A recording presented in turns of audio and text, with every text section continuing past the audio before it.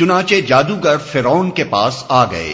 انہوں نے کہا اگر ہم غالب رہے تو ہمیں اس کا صلہ تو ضرور ملے گا. فرعون نے جواب دیا ہاں، اور تم مقرب بارگاہ ہوگے. پھر انہوں نے موسیٰ سے کہا تم پھینکتے ہو یا ہم پھینکیں؟ موسیٰ نے جواب دیا تم ہی پھینکو. انہوں نے جو اپنے آنچر پھینکے تو نگاہوں کو مسحور اور دلوں کو خوف زدہ کر دیا اور بڑا ہی زبردست جادو بنا لائے. ہم نے موسیٰ کو اشارہ کیا کہ پھینک اپنا عصا.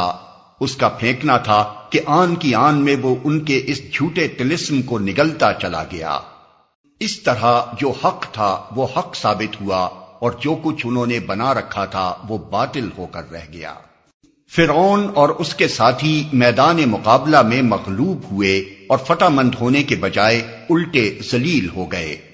اور جادوگروں کا حال یہ ہوا کہ گویا کسی چیز نے اندر سے انہیں سجدے میں گرا دیا.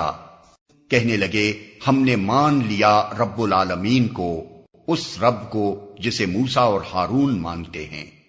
فرعون نے کہا تم اس پر ایمان لے آئے قبل اس کے کہ میں تمہیں اجازت دوں؟ یقیناً یہ کوئی خفیہ سازش تھی جو تم لوگوں نے اس دارالسلطنت میں کی تاکہ اس کے مالکوں کو اقتدار سے بے دخل کر دو. اچھا تو اس کا نتیجہ اب تمہیں معلوم ہوا جاتا ہے. میں تمہارے ہاتھ پاؤں مخالف سمتوں سے کٹوا دوں گا اور اس کے بعد تم سب کو سولی پر چڑھاؤں گا. انہوں نے جواب دیا بہرحال ہمیں پلٹنا اپنے رب ہی کی طرف ہے.